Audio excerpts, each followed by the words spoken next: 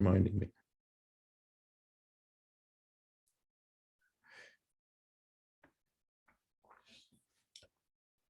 So the topic tonight, the scripted topic is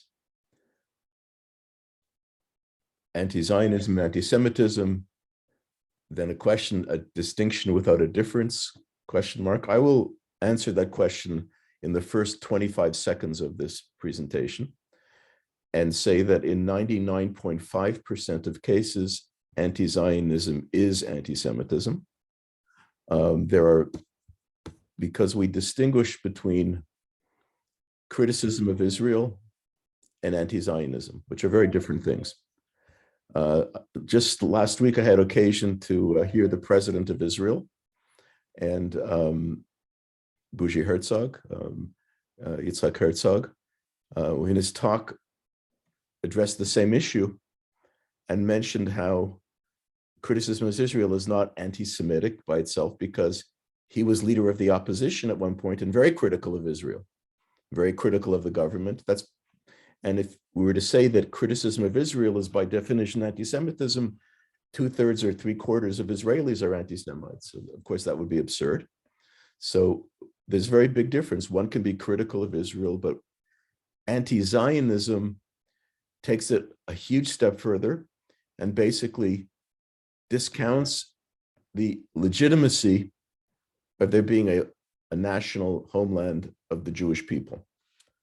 And that is, it's one thing to be critical of the Canadian or American government, but to say that Canada has no legitimacy as a country, or the US has no legitimacy as a country, that would be considered wholly inappropriate and certainly anti-American or anti-Canadian. And similar to say the same thing about the Jewish people is anti-Jewish or anti-Semitic, but that is not simply criticism of Israel. So that the question of the topic was able to be answered in less than a moment, but I want to look at it from a different perspective.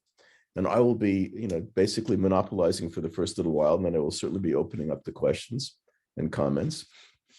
I want to start with a fabulous op-ed, very brief op-ed that appeared in the Washington Post in October. And it was written by Elisha Wiesel, the son of Elie Wiesel. I'm going to put this on screen. It was one of the readings that was listed in if you saw the reading list that was put out by that I put on the Shul website. But I'm just going to highlight some of that for you. Give me a second and I will find it.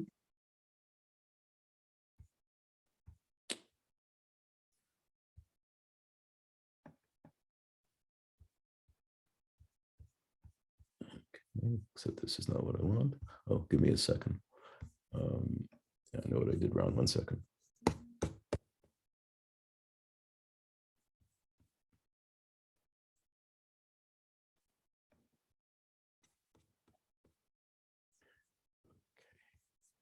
Zoom.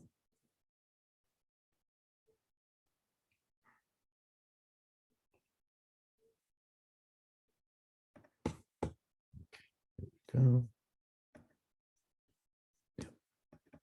Okay. I believe you can see this.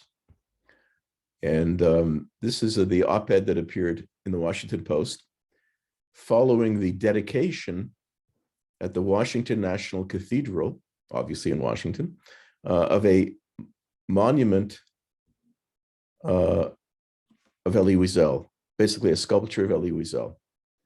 And so Elisha Wiesel writes that he says, what would my father have thought of being carved into a church? And then he describes how they were grateful to the leadership of the cathedral for this great gesture of respect. And then he talks about how he found this a bit challenging. And I'm going to just jump to the highlighted portion that I've highlighted.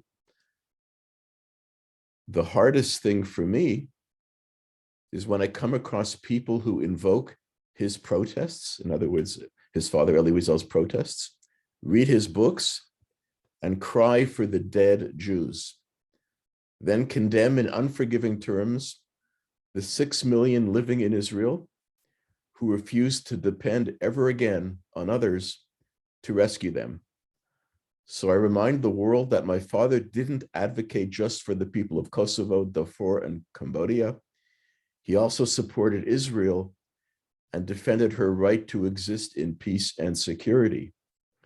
My father understood what it meant to live in a world without a Jewish state, and he saw the anti-Zionist movement for what it was, an extension of millennia-old anti-Semitism, which unfortunately is becoming more common and acceptable today.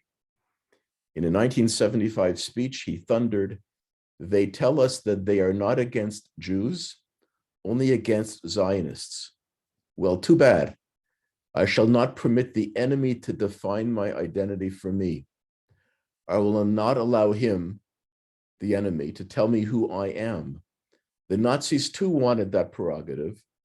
I shall not allow anyone, surely not my enemy, to decide for me who is and who is not my enemy." Today, my father is being honored as a friend of the church. But as a child, he would cross the street to avoid one and the beatings from the worshipers within. On Christmas Eve, he knew to stay off the streets altogether. My great-grandmother sang him mournful songs about Jewish communities decimated over outrageous lies that they murdered Christian children to make matzah with their blood. How do I help our Christian friends understand that the Jewish people still face blood libels today? The article goes on. You could read the rest. It's been posted on our website, but a very, very powerful, strong statement from Elisha Wiesel, acknowledging the tribute to his father at the Washington Cathedral, the preeminent Catholic church, and where all these major funerals take place in Washington, and but saying that this doesn't really satisfy me. This is not really good enough. I need more than this. So I wanted just to tell you something that I became aware of this week that is really interesting, because one of my rabbinic colleagues happened to visit the Washington Cathedral and saw the sculpture of Elie Wiesel and noticed something interesting. As Rabbi Amy Wallach noticed, she saw the bust of Elie Wiesel, and she noticed that the signage alongside omitted any mention that Elie Wiesel was Jewish. Curious, no? And so she wrote a letter to the head of the cathedral, and she said, "I was surprised that there was no mention of the fact that Elie Wiesel was Jewish and that he lived his life as an observant and committed Jew.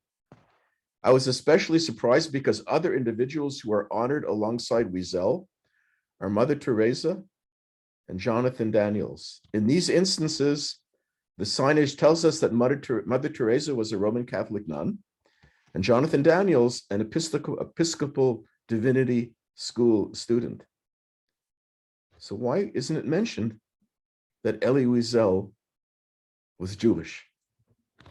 And the story ends that a letter of apology was sent to her from the deacon of the cathedral, and saying they're going to correct it. It was an omission, but it's a very fascinating omission. So that's going to segue me to the first book that I'm going to highlight tonight, which I highly, highly recommend. And it is People Love Dead Jews by Dara Horn, who is a scholar that I admire, and a novelist and a professor of literature and a writer, student of my teacher of early years, Ruth Weiss.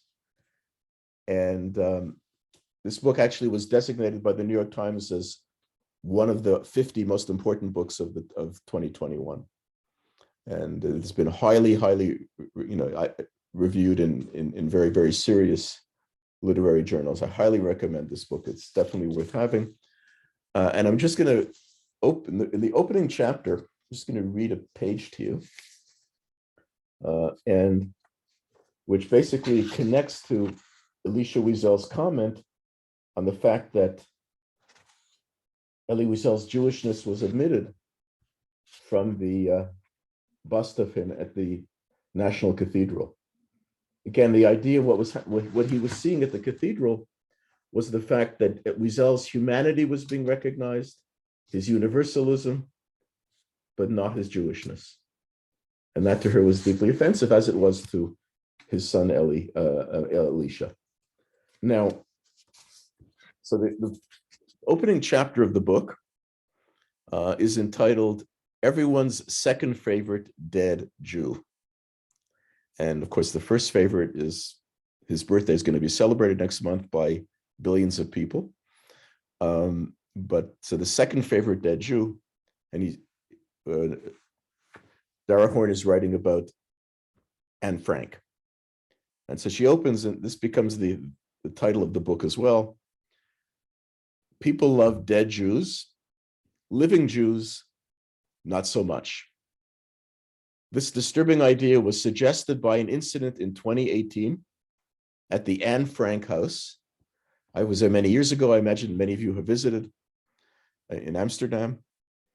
So the Anne Frank house, the blockbuster Amsterdam museum built out of Frank's secret annex, a series of tiny hidden rooms where the teenage Jewish diarist lived with her parents, her sister, and 4 other persecuted Jews for over 2 years before being captured by Nazis and deported to Auschwitz in 1944.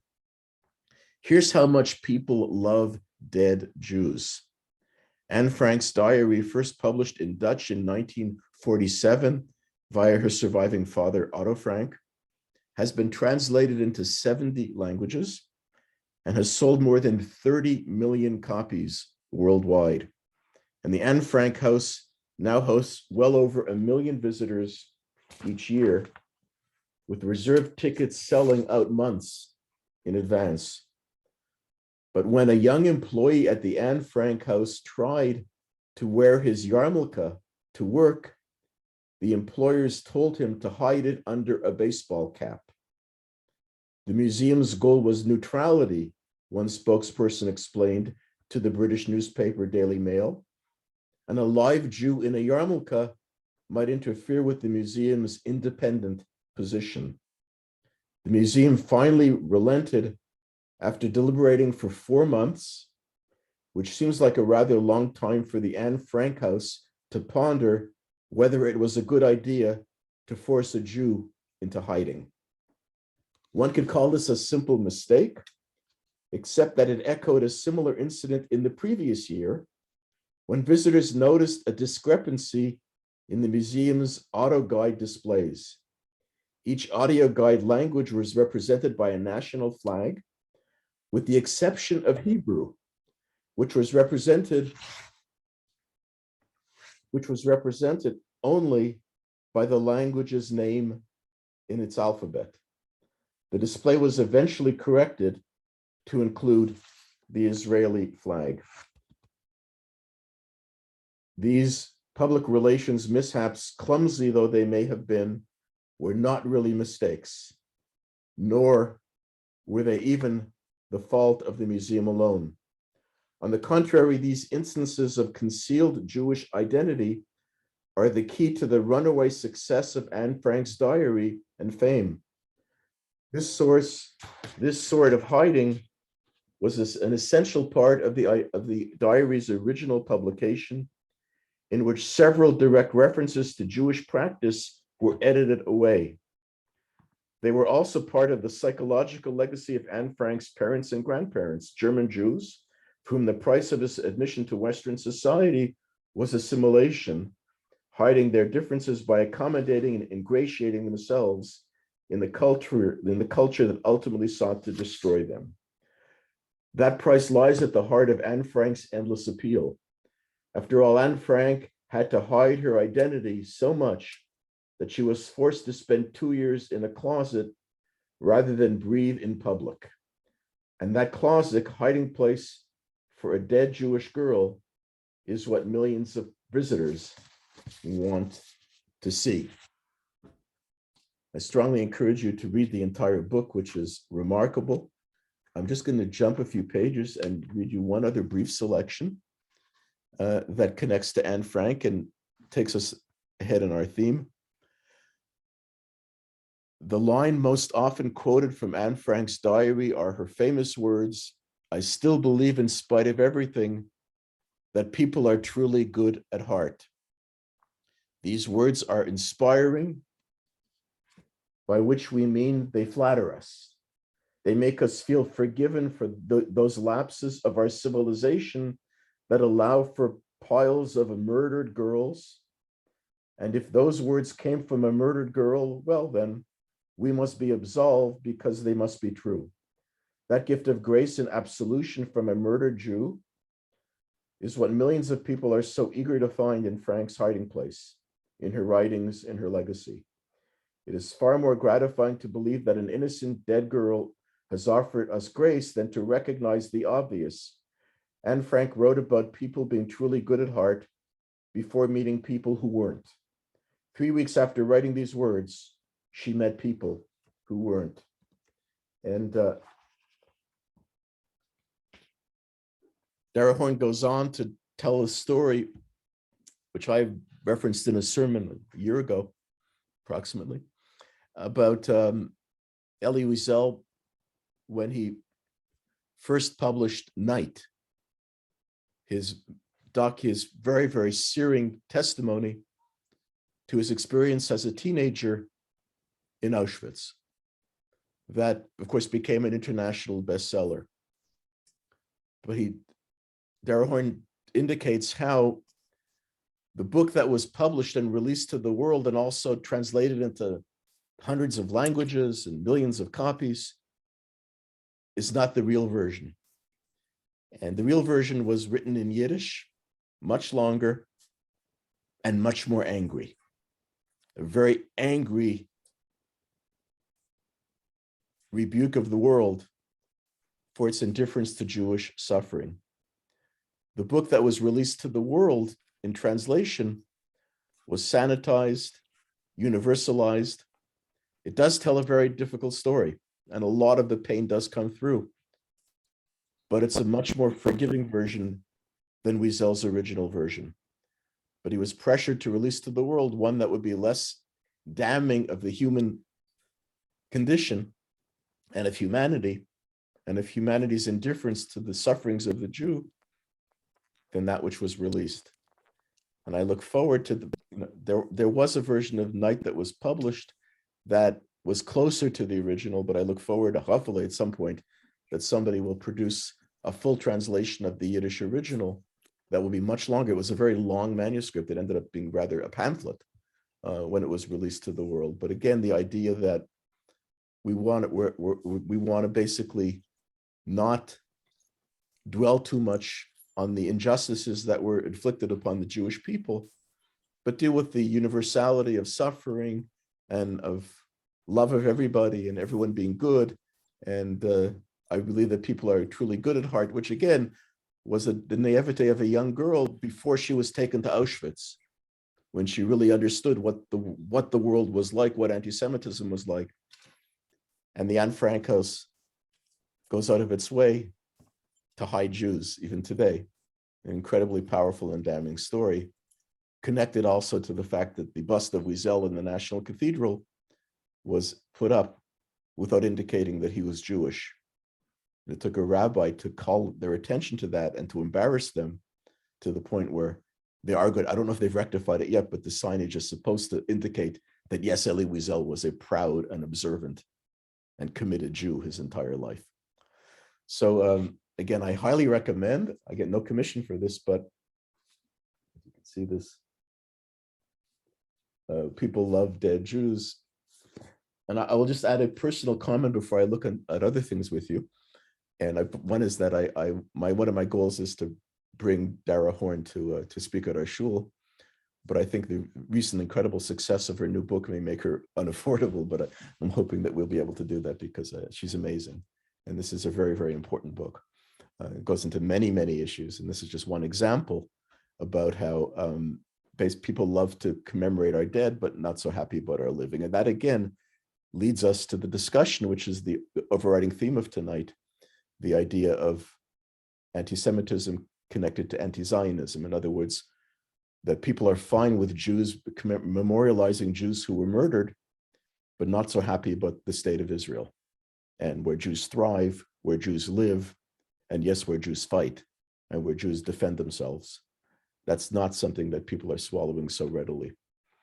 I used to comment, when in my less than political moments when I was politically incorrect, which hopefully, I hope I was politically incorrect pretty often, I hope. But when I would say that we've just completed, I believe, I'm not sure if it's over. I'm kind of out of sync with the community calendar these days. But I believe Holocaust Education Week, or more correctly, Holocaust Education Month, if it's not concluded yet, it's probably close to conclusion. I think it's ended. But we used to get this book of like 40, 50 pages, beautiful publication of all of the events taking place. And people got a lot of nachas because all these lectures taking place during Holocaust Education Week in various churches. And the same churches that would be first in line to condemn Israel were very, very willing to shed tears over the 6 million. And those tears did not comfort me. Because again, as Dara Horn very correctly captures it, people love us when we're dead, not so much when we're living. And that's something that I think we have to be wary of. And when people say they're going to criticize Israel, but they're going to love Jews, it doesn't work that way. It's not so simple. It's not so simple, because if people are not going to love us when we're alive, I don't want them to mourn for our dead. I think that demeans our dead, and is not something that that should comfort us. I see in the chat I've been asked, I wrote, I appreciate the question, that Dara Horn is the author. Now you can see it clearly, I think. She's a great novelist, by the way. She has about 7 or 8 books. She's a young woman. She's like really been very prolific in writing, a great novelist, and basically I would say she's one of the, an intellectual spokesperson for Jewish life, and professor of literature. She is an expert in Yiddish literature, in Jewish literature, and I think she teaches in literature in Jewish. She's very, very prominent, very, very forceful personality. But this book is really incredibly powerful, and has been received. The New York Times Book Review had a rave review, and again is one of the 100. Leonard mentions, or Leonard and Celia mentioned that she had a podcast on this book, but you can find her in a lot of podcasts, etc. And she's very much worth listening to or following whenever you can. But I highly recommend the book. Now,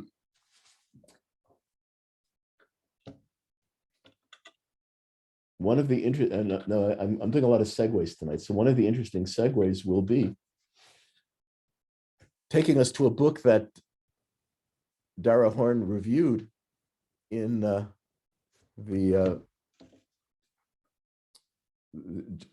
Jewish Book Review. There's a Journal of Jewish Books, and I'm just blanking on the actual title of the journal. I subscribe. It's a great journal, and I should not be blanking on the title, but it's past my bedtime. It'll come to me in a moment. But she reviewed this book. It's the second book I'm going to hold up today, called, trying to get this to show right on the screen, which is not so easy, Jews Don't Count, by David Badiel. Very different than Dara Horn's book. And I don't recommend this with the same enthusiasm. It's kind of like, he's a humorist. He's originally British, but he lives in the US. No, it's the other way around. He's American who lives in London, sorry. He's kind of a bit offbeat. He's more of a humorist, a little bit of off-color language, etc. But basically talks about, a similar theme as to how to much of the world, we don't really, as this title suggests, that Jews don't matter, Jews don't count, and Jewish suffering is easy for the world to ignore. So I'm giving you just a couple of vignettes from the book that I think are germane to our topic. And he talks about, in 2019, a production of the theater version of The Color Purple, based on Alice Walker's novel, was due to be staged in a musical in London. About 4 weeks before it opened, the actress who was going to be playing the starring role of Celie, was found to have posted 5 years earlier homophobic messages on Facebook. The name of the actor is Saya Umuba.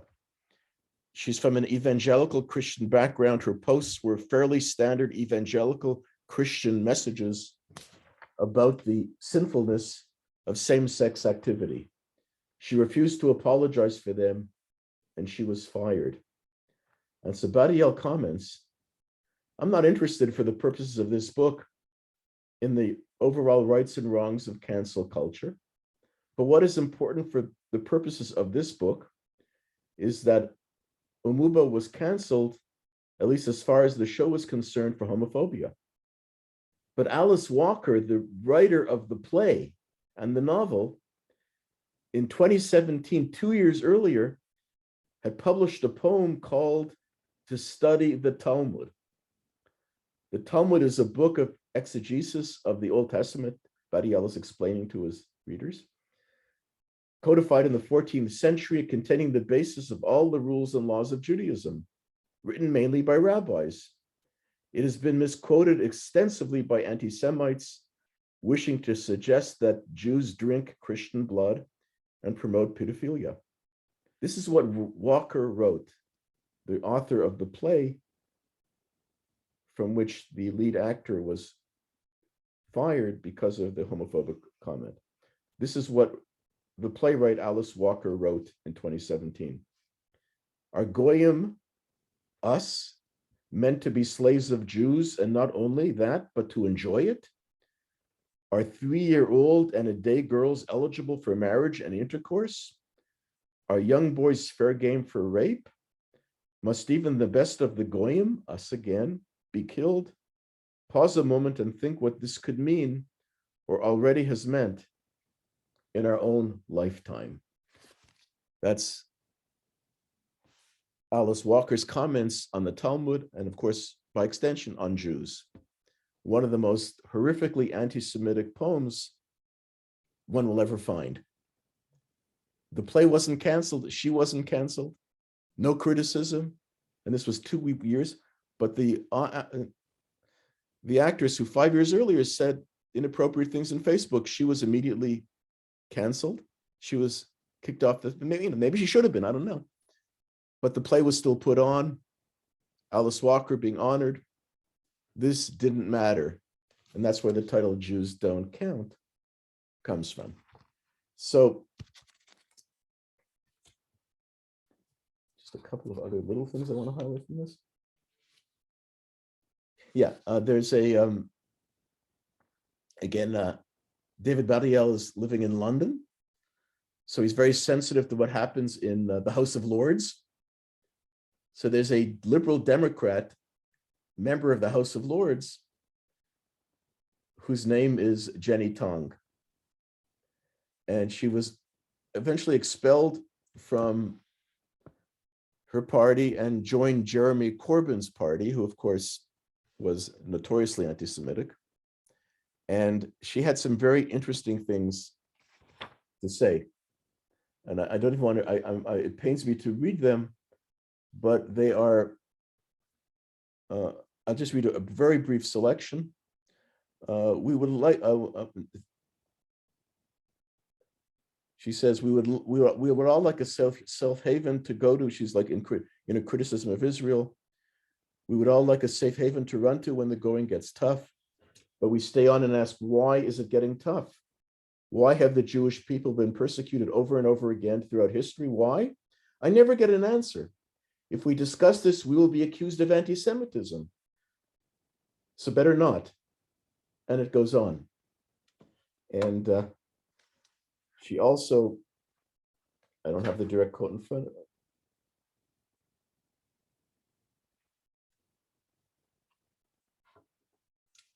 She also asked she commented after Pittsburgh with a vicious attack on the Jews, like what the Jews should give thought as to why they're being killed, why they're being shot, why people hate them. They're obviously doing something wrong. You always bring, and she writes, you always bring Nazi every time question rises. You even bring Nazi, this is a Facebook post of hers. You even bring Nazi while killing Palestine. Why? The next generation will think Holocaust is a scam by Zionists.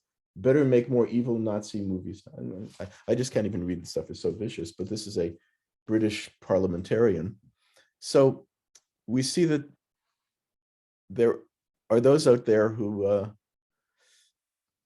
have no qualms about directly equating Jewishness from with Israel, Zionism, and don't try to hide the fact that being anti-Israel is being anti-Semitic. But they have no problem with that because they hate Jews. And there are people, so we're seeing too much of this. And we've seen examples again, ever since I decided the topic of tonight, things have happened. It's almost as if the news is coming in order to give me material. There have been a lot of terribly painful events over recent weeks. You saw one of the readings I posted. I'm not going to go into it tonight, but I posted this long article about the Green Party, Canada's Green Party, which appeared in a US publication about the whole history of the persecution of the leader of the party, who was Jewish and Black, and because of the fact that she was pro-Israel, and how this member of the party left the party over the fact that the leader was pro-Israel and was welcomed into the Liberal Party. I won't comment further on that issue, but it's an interesting situation, of course. But you find a very parallel situation, which is much cleaner to understand, much easier to understand. If any of you followed this, it was easy to miss. I don't think it got much press in Canada, but there's an organization called Sunrise in the US, which is very similar to the Green Party. It's an environmental organization. And ostensibly they are trying to further awareness of need to secure the environment and protect the environment, and very oriented in a green platform like the Green Party. That's their agenda. It's not supposed to be, as the article on the Green Party suggests, their agenda is not supposed to be hostility to Israel. It has nothing to do with their agenda, but they managed to find the bandwidth to spend a lot of energy demonizing Israel. And so the Washington branch of Sunrise, this American environmentalist organization, from one of its conferences, banned three liberal Jewish organizations from participating: the RAC, which is the Reform Religious Action Center, the National Council of Jewish Women, and the JCPA.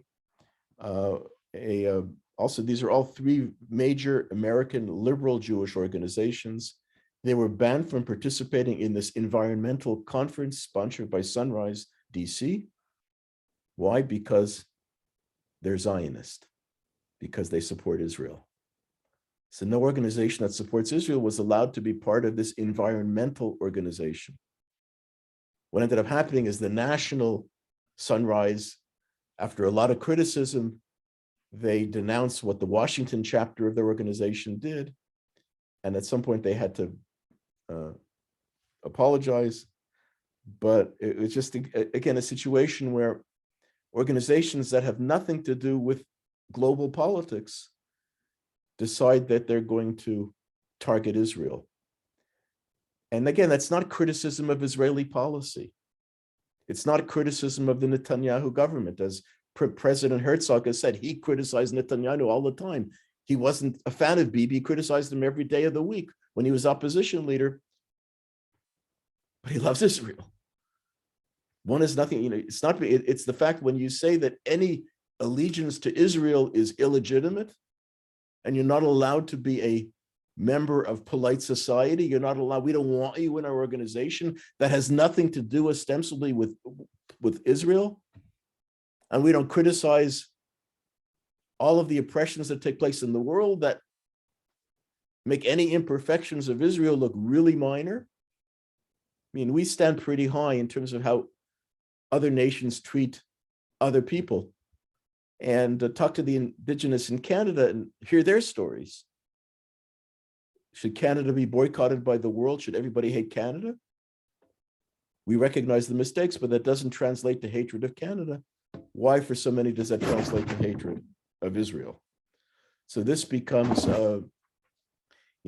these manifold examples of organizations, of causes that should have nothing to do with Israel. Why does Israel become high on the agenda of the Green Party?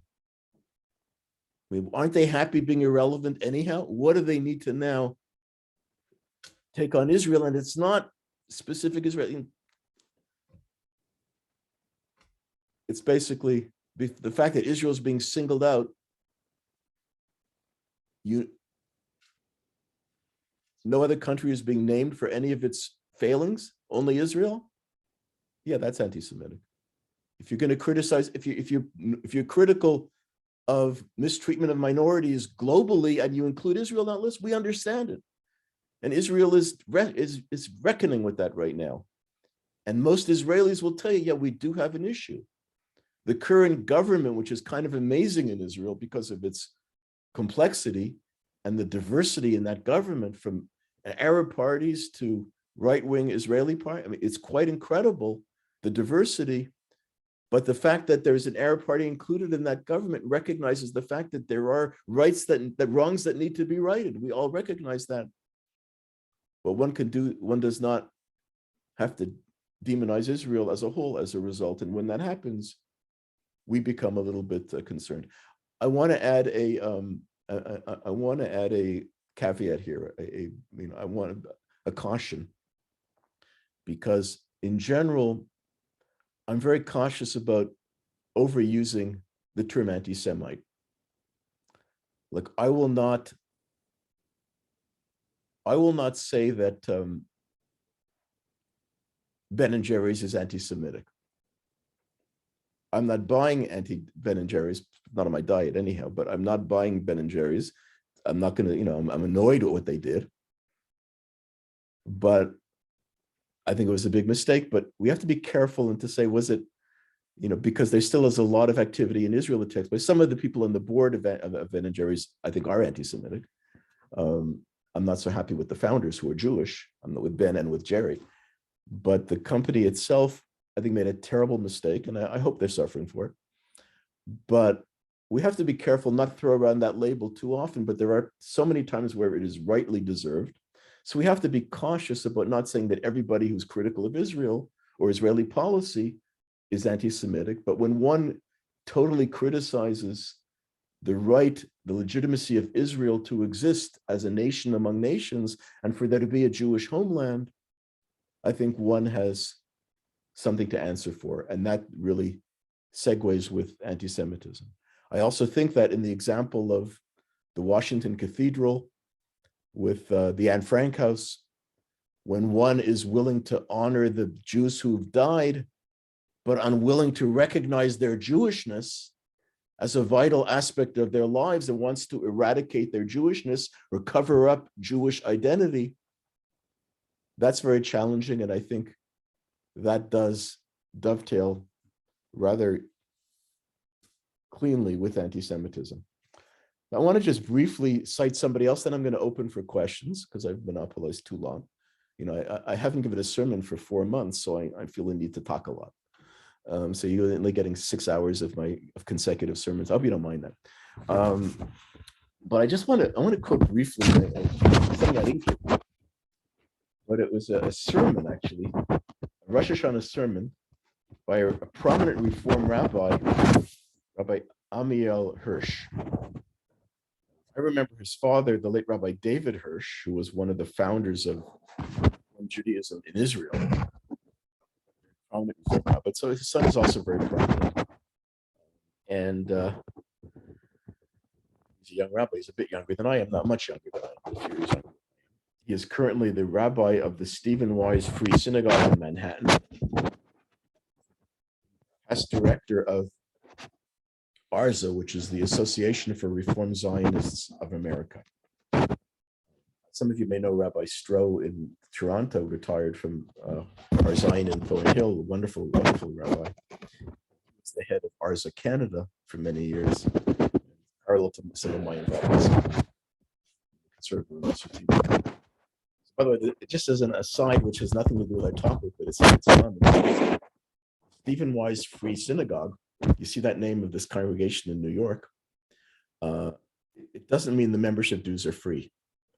I guarantee you that Manhattan congregation, the dues are very expensive, not free. But why is it called the Wise Free Synagogue? It was founded by Rabbi Stephen Wise in the early years of the 20th century, I think in 1906. And he founded this shul because in his previous Reform congregation, the board of trustees of his temple insisted on approving his sermons before he would deliver them on Shabbat. And he said, "No way, Jose," not in those words. He said, "No one is going to approve my sermons." So he started a new congregation called the Free Synagogue. It was called the Free Synagogue because it meant the rabbi was free to say what he wanted to say. Nobody was going to censor him or her. And so that's how the synagogue got its name. And Hirsch is the current rabbi of the Stephen Wise Free Synagogue. And by the way, one of the earlier rabbis was the very first Reform woman rabbi, who was the Rabbi Sally Presend in the 1970s when she was ordained. The first North American woman to be ordained a rabbi, I believe, the first Reform rabbi. She became rabbi of that congregation in 1972, and the current rabbi is Rabbi Amiel Hirsch. So I want to briefly quote from a long article, his sermon on Rosh Hashanah, and he makes it very clear how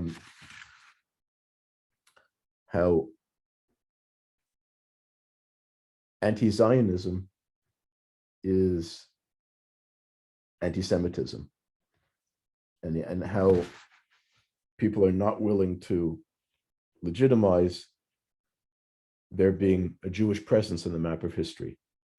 So I'm just going to briefly quote from him. "I've emphasized repeatedly, I'm not opposed to legitimate criticism of Jews or the Jewish state, even when I believe that such views are wrong, misinformed, biased, or unfair. Everyone needs critics to prevent us from doing stupid or immoral things. Not all criticism of Israel is illegitimate or unwarranted, and not all anti-Semitic, but some of it is. And in some places, such as college campuses, a lot of it is. It is undeniable that hatred of Israel foments hatred of Jews. Attacks on Israel lead to attacks on Jews.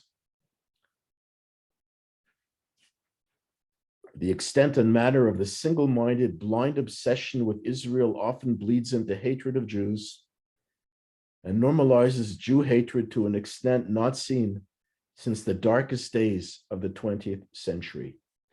One step, then another, then another. Israel is a country whose evilness is self-evident in the minds and imaginations of the deluded. In many places, it is normative now to view Jews as white oppressors, even though the majority of the world's Jews are not even white. Zionist has become a curse word, another term for racism. So I'm finally going to show you one other thing, and then I'm going to open to questions and comments, and then I'm going to have to screen share again. Give me a second to get this up. Okay, let me go back to Zoom. Okay, screen share.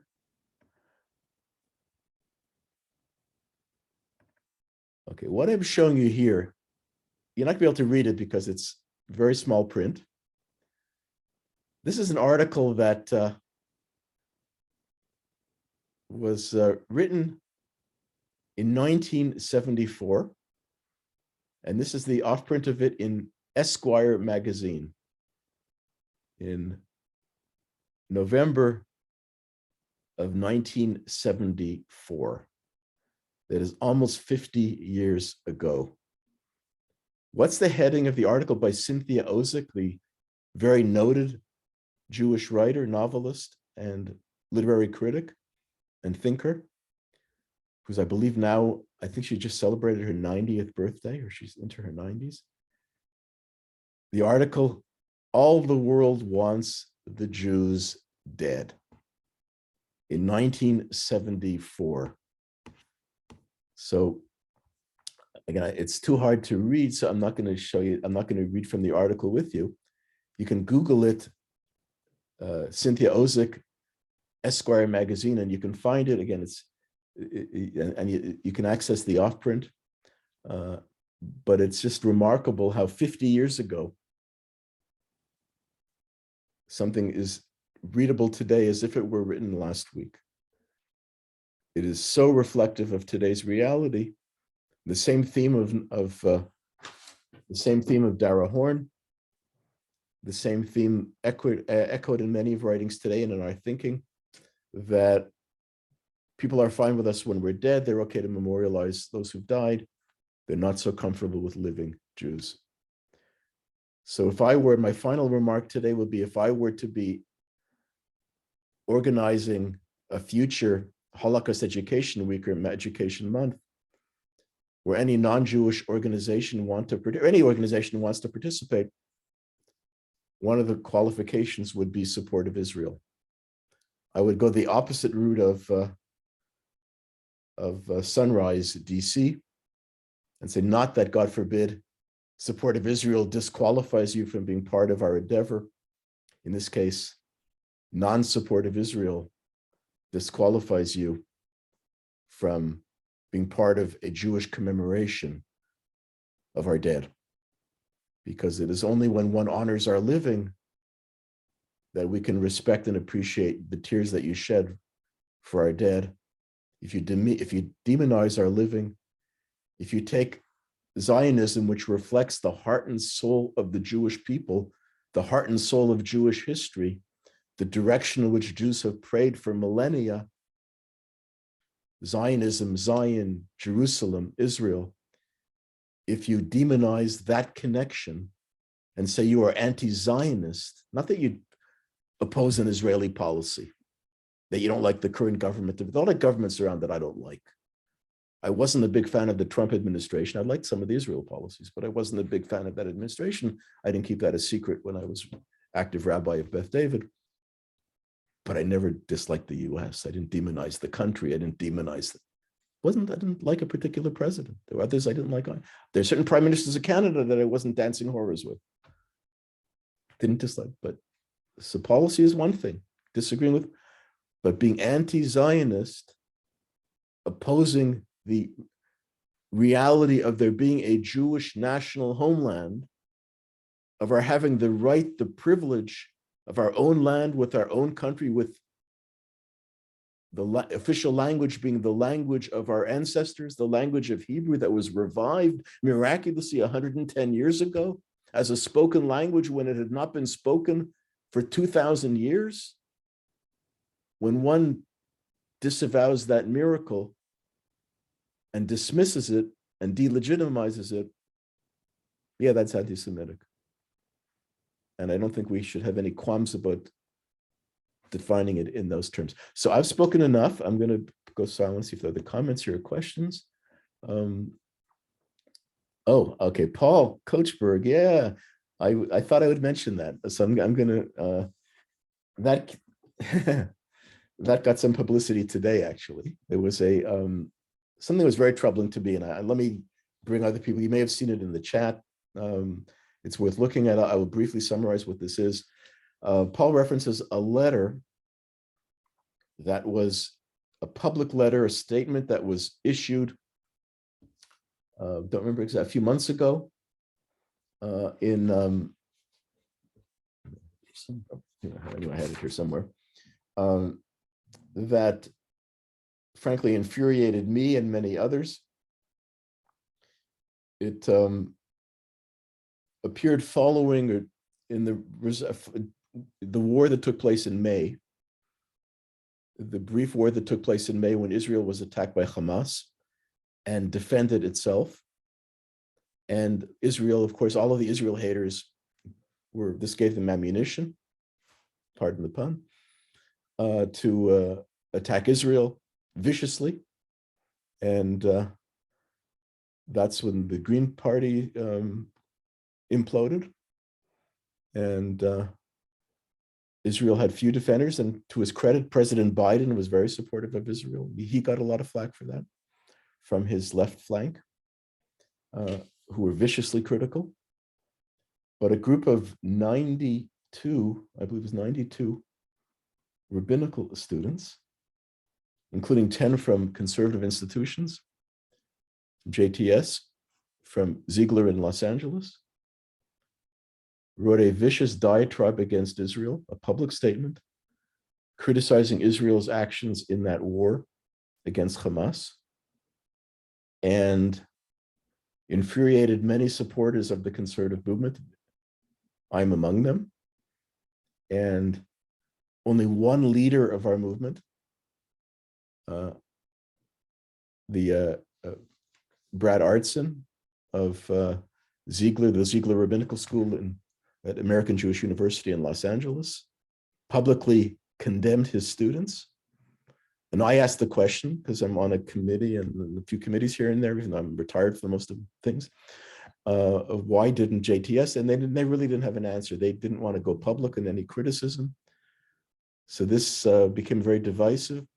Some people felt, and I was one of them, that these, I think there were, the 10 students in conservative seminaries who were viciously critical and not in any way criticizing Hamas.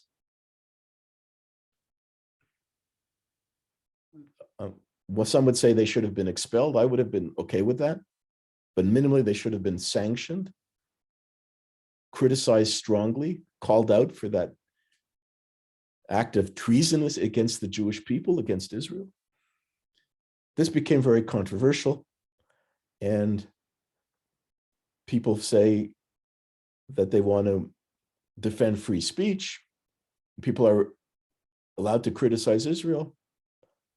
But many of us felt two things. One, that this went beyond the pale of criticizing Israel, because had he criticized Israel in a defensive war against Hamas and not criticize Hamas, and not commiserate with the Israelis who had to run to shelters with babies, with 15 seconds to get to a shelter before a missile would hit, how do you not criticize those who are lobbying those missiles and criticize only the victims? And how, as future Jewish leaders, heaven help us, do you take the side of our enemies in our ongoing struggle for safety, security, and ultimately survival? So this became a very heated issue. And even today it came up in when somebody wrote an article. I think Paul, you may have seen that. I think it might have been circulated on one of the conservative United Synagogue sites, that a couple of committed conservative Jews living in Israel wrote a letter to Jewish leadership. Thankfully, I'm not Jewish leadership anymore. But there were, why weren't these people, why was there only one leader who spoke against these students? So that was and that's something that I wrestle with. I know some people who've held back support of our institutions because of that, because of our unwillingness to deal with future leaders who are not towing the party line. Others argue that people have the right to their opinions, but not everybody has the right to be a rabbi. And not everybody is qualified to be a rabbi.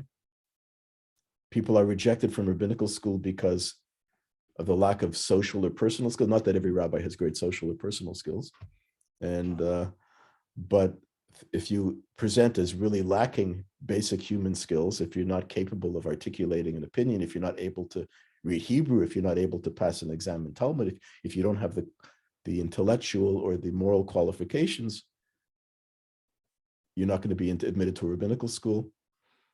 I think also that if you don't have a love and loyalty to the state of Israel, you're also not qualified to be a rabbi and a leader. So the writer of one of these, one of the signers of this article, and I can make it available if anyone is interested in it, maybe.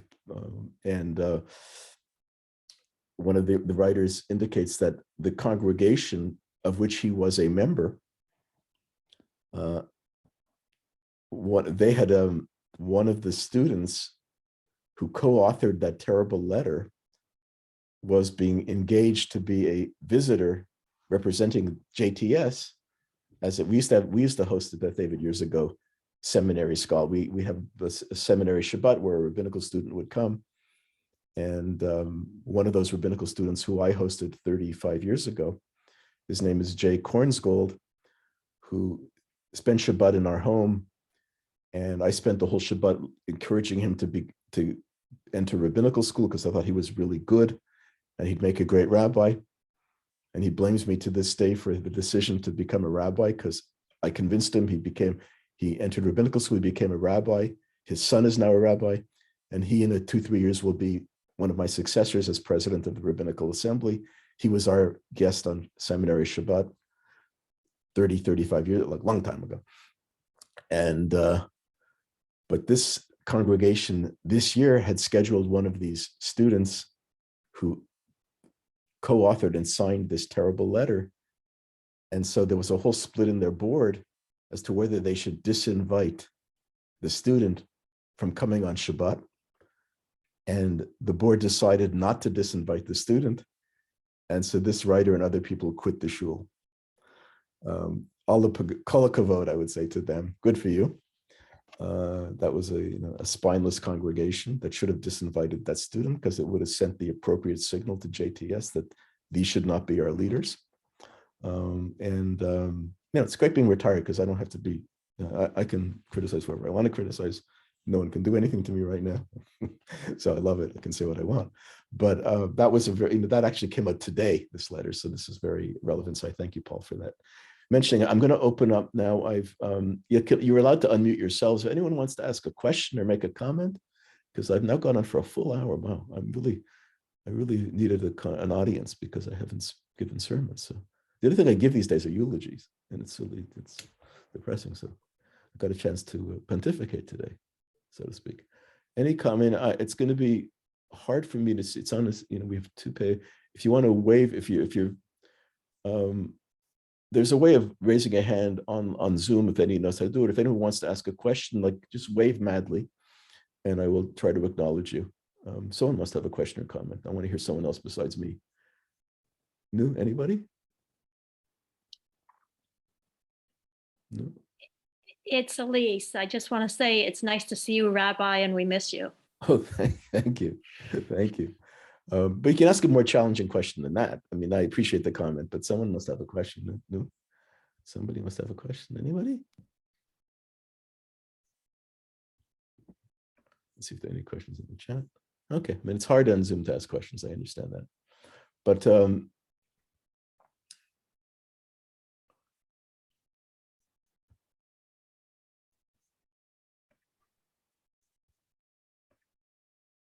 so we're all doing well in the pandemic. We're all doing okay here. We look like we're doing okay. It seems to be. People seem to be looking good. Let's hope that that's reality.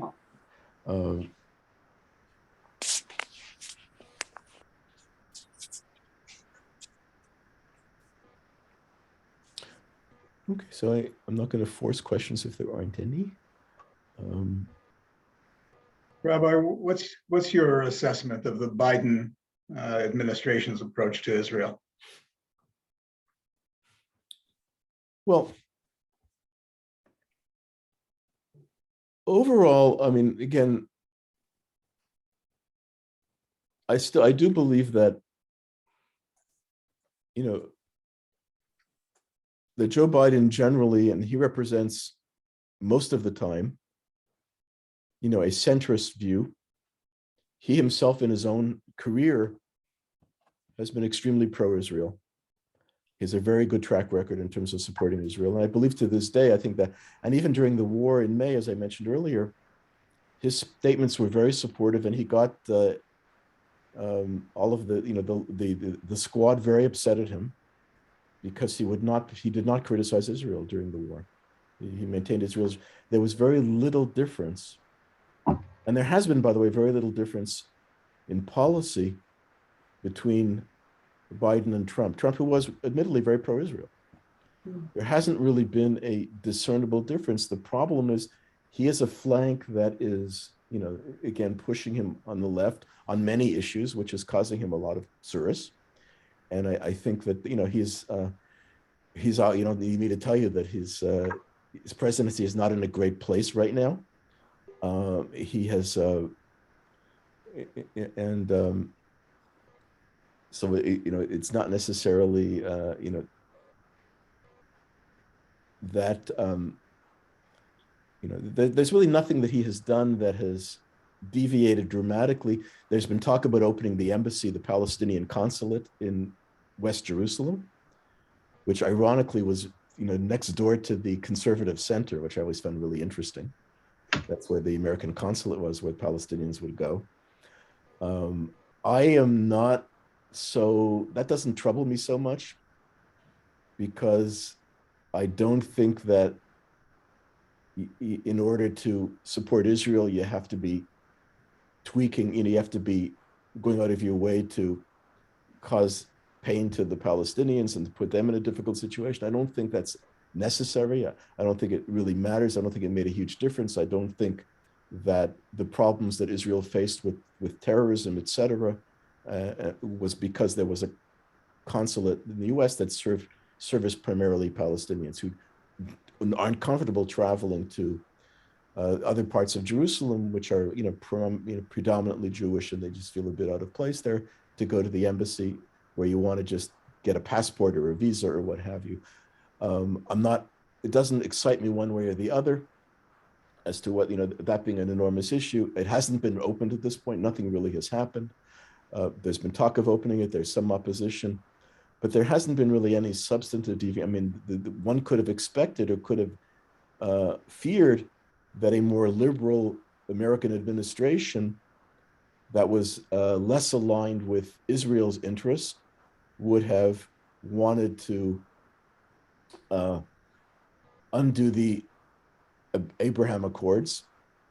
But the Biden administration has been very supportive. Blinken has, you know, visited the Emirates and other places, very supportive of that initiative. And nothing has happened in any way to change that. And if anything, that policy has been extended and been welcomed. And the Biden administration is supportive of other Arab countries establishing diplomatic relations with Israel. So it has not been a hostile administration to Israel. Granted, there are people on the left flank of the Democratic Party who are not friends of Israel, who we need to be concerned about, AOC, and I don't even want to mention the names of some of these other representatives from Michigan and elsewhere who are quite anti-Semitic, for sure. But to be balanced and fair, if you look at the extreme right wing of the Republican Party, you have people that are anti-Semitic for other reasons, and who are basically, you know, bona fide, I don't want to use the term that I'm thinking of because it's vulgar, but they are crazy. They're out of their minds, but they're also profoundly anti-Semitic. So I don't, you know, I'm not going to say that the anti-Semitism on the left wing of the Democratic Party, in some cases, I believe it is anti-Semitic. I think most of the squad members, I believe, are anti-Semitic because I believe that they not only criticize Israeli policy, but they do not recognize the legitimacy of there being a Jewish state, and they would consider themselves to be anti-Zionist. And so I do not have any qualms about considering them to be anti-Semitic. It's not simply policy issues, differences with the government, with the current government or with the previous government. But I don't believe that, I certainly would not think that the Biden administration in any way is anti-Israel. I think they've been in almost every area, maintaining the policies of the previous administration.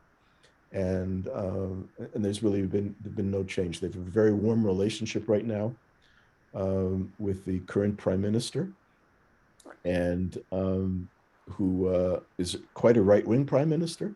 In certain senses, more right-wing than Netanyahu. But Prime Minister Bennett is, has a good personal relationship with Biden, and both. They're both basically both American. I mean, Biden, Bennett's American, and he. I introduced him at an RA conference about 5 years ago, and I got him to laugh because I was instructed by the chair of the program to be short. And I began by saying, so I've just been told to be short. I have no problem with being short. I'm used to that. Bennett thought that was pretty funny. The concern that I have about the Biden administration is that they're going in the opposite direction of Israel in terms of the Iran deal, than trying to resurrect the Iran deal. But it's not happening, and I think that they're being pretty cautious. That the Iran deal is complicated, and I mean that's an understatement. I have to tell you that when I was president of the RA, when I was invited to one of the Obama Hanukkah receptions. One of the real treats of that was not only the latkes and the other great stuff. They said great kosher catering at the White House, but it was also the opportunity the day before, or the day of, because in the morning of the event would be late afternoon, early evening. You were invited to a briefing, either at the White House or it was at the West Wing of the White House in the Eisendrath building, office building.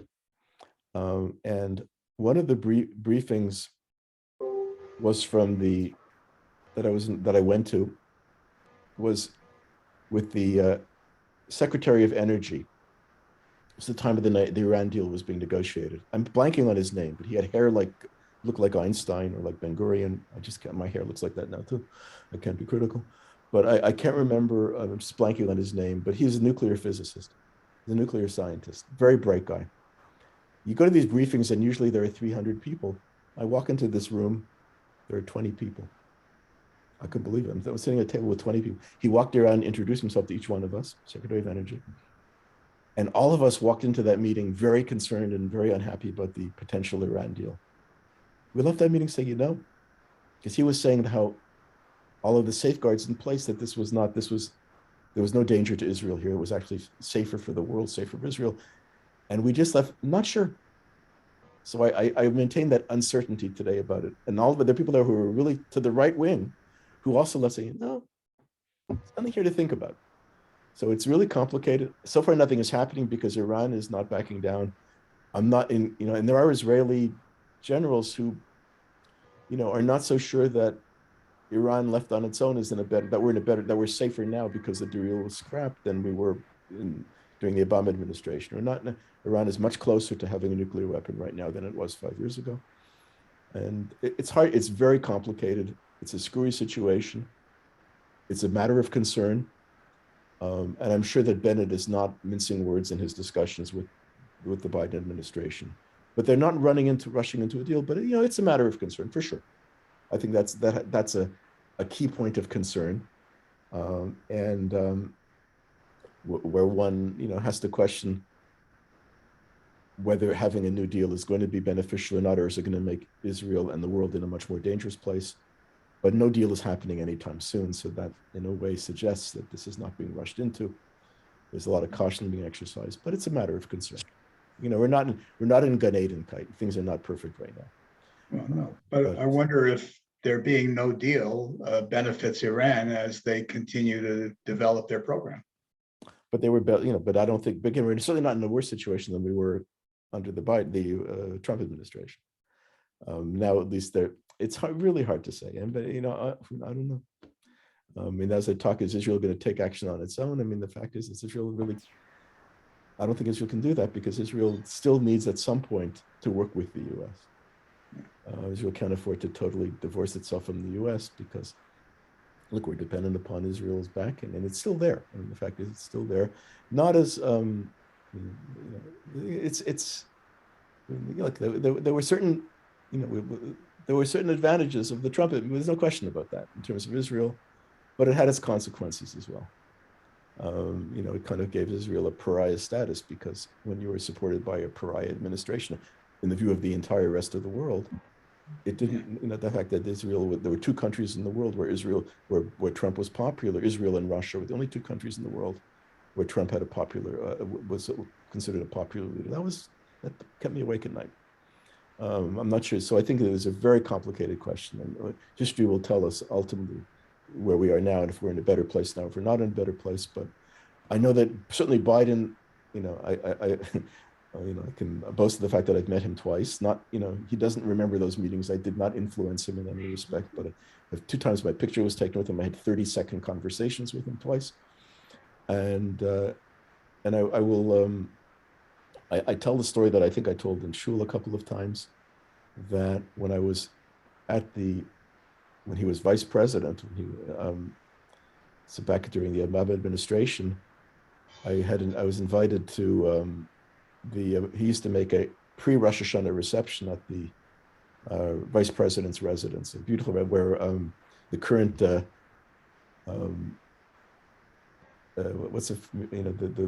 current husband of the vice president just put up a mezuzah this week at it's the Naval Observatory, which is the official home of the vice president. It's in the state that's a little secluded right next to the Naval Observatory. And that's where I was for this reception. It was a very interesting reception. And when I was in line to have my photo up with then Vice President Biden and Jill, that 2 people before me, he was telling the story about when his son Bo died, which was 3 months before that day we were there. He said his very first phone call was from Bibi Netanyahu, and I'll never forget that. It was touching in a sense that he does feel he's not going to, he's representing the U.S., not Israel, but I don't think he's not an enemy of Israel. And if people color it that way, I think it's a mistake. Doesn't mean that we shouldn't be concerned. We always have to be concerned, especially when there's a flank in that party that are not really our friends. We've seen certain very pro-Israel congressmen and women being replaced by people that are hostile to Israel. And that's really troubling. And where will tomorrow be? That's really troubling. And what's coming down the pike is a matter of concern. At the moment, I think there is a pro-Israel administration with certain caveats, with certain challenges. But I think we should not be overly critical of, and certainly, I remember that, we talked about anti-Zionism, anti-Semitism, and the criticism of Israel. When people in the Jewish community were saying that Obama was anti-Semitic, that was totally absurd and ridiculous. I was at his house, shook his hand when he had the family of Elie Wiesel there, just a couple of months after Elie Wiesel died, and Elie Wiesel's grandchildren were lighting the Hanukkah lights, and Obama had tears in his eyes when they were saying the bracha. This man's not an anti-Semite. Didn't like all his policies, right? Okay, but don't equate someone who's going to be critical of policies. Certainly was not critical of Israel or legitimizing or delegitimizing the Jewish state, and that's where we have to draw that line and be cautious and careful in not applying the title of anti-Semite where it doesn't belong. It belongs in plenty of places, as we've seen, and as I've shown you tonight, and as you've confronted in your own readings as well. Anyone else? I'll give you a parting question or comment. So, Marion, is that you? Is that you, Marion? Yeah, I'm on my iPad. Okay, we see part of you. To embellish more on the Green Party, this Anna Paul that was not elected, and there was a whole to-do. Was it anti-Semitism? Was it feminism? What was it that was her demise? Well, I think it was profound anti-Semitism. I mean, if you look at read that whole article, it's a big article, long article. I think it was pure anti-Semitism, and you had one of her advisors. I'm just blanking on his name, and some of you might remember, was she ended up being fired because he lambasted those who were critical of her as being anti-Semitic, but really it was. I mean, clearly, we have a challenge of people who are on the far left and on the far right, who, it's not simply criticism of specific policies in Israel, which again, a lot of Israelis are critical of. Rabbi Hirsch, who I cited earlier, this beautiful, standing for the state of Israel, and his entire career has been pro-Israel, strongly pro-Israel, is not in favor of every Israeli policy. Neither am I. But that's fine. But when you have people like who are, and a party member who, a sitting member, they had 3 members of parliament, a huge representation, 3 MPs. And 1 MP runs to join the Liberals because of her party because of her leader being too pro-Israel. Having to leave the party because of that and being embraced by the Liberals. That's more than just being critical of Israeli policy. Yes, I think so. I think that's profoundly anti-Semitic. Read the whole article. I think it really, let's say that I will never have a Green Party poster on my front lawn, which that wasn't going to happen before this. So Wasn't going to have one anyway. It wasn't going to be too likely, and I don't think they're a major force. And they could be a force. They'd stick to their damn agenda, just like Sunrise in the U.S. and Washington. What are you getting involved with Israel for? It's not your issue. You're be an environmentalist, gesundheit. Exactly. And that's what we'll respect you for that. And all these organizations have nothing to do with it. All of a sudden, the Human Rights Commission of the UN, it's wonderful. I'm not happy, by the way, that the current administration has rejoined that commission. So there, I'm going to give one check to Trump and one against, I'm not happy I'm not happy that they joined. They rejoined that commission. I'm not happy that they did that. You don't know what I'm doing. You said you're gonna take it down. What did you mean? My head. So, but in the sense that also the commission, the only issue of concern. That's right. So I thought you were closing it. The only issue of concern that they raise is they criticize Israel. No other country in the world gets criticized except Israel, and that's anti-Semitic. No other country in the world gets criticized except Israel. Okay, Israel has, if you China doesn't abuse human rights. Give me a break. Russia doesn't. Give me a break. All these, it's horrific what happens in these countries. You look at every day, every hour, there are terrible things. All these European countries. Israel is like, they're angelic compared to most of the world. So tell me, you only find fault with Israel? That, give me a break. If you're going to be, as a friend, and you're going to say certain, that's fine. But as long as you're, if I were to look at the beautiful pictures of all of you here tonight and decide that I'm going to criticize one of you for something that all of you do or don't do, I'm going to criticize one of you because, I'm not going to mention a name, but I know that you drive on Shabbos, and you. But many of you drive on Shabbos. I'm going to criticize one, but I'm not criticizing anyone for driving on Shabbos. I love all of you. I'm just using that as a stupid example.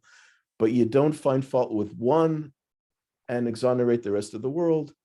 If you are going to be critical of a certain, then you go to every country where there are human rights issues, including Canada, including the US, including Mexico, including every South American country, most European countries, and certainly the Far East, every country, and where terrible violations of human rights take place every minute.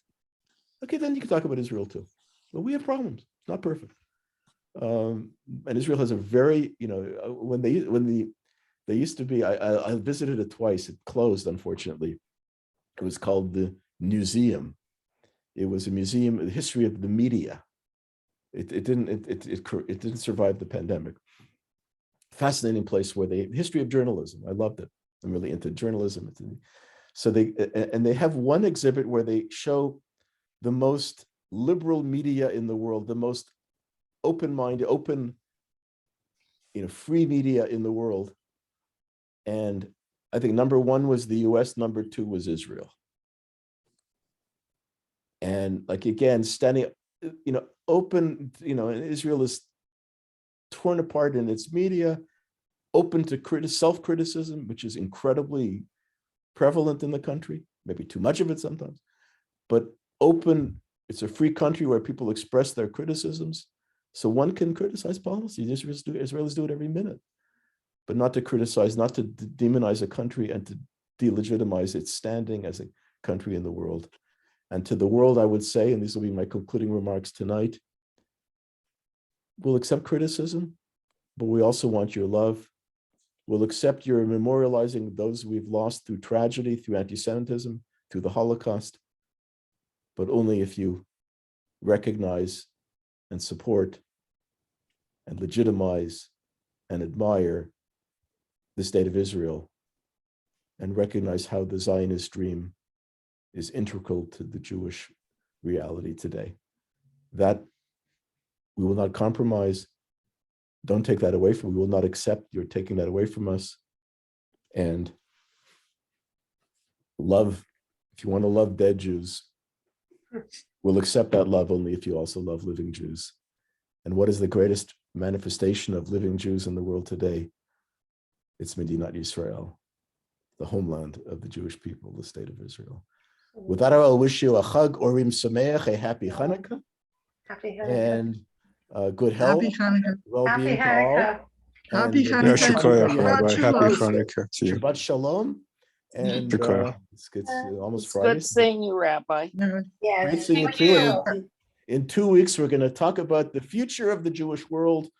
Of course, I'm going to tell you exactly what's going to happen in the future because I know Okay. your guess will be as good as Look mine. But we will forward talk to about that. post-pandemic Judaism 2 weeks from tonight, God willing. Stay well, stay safe.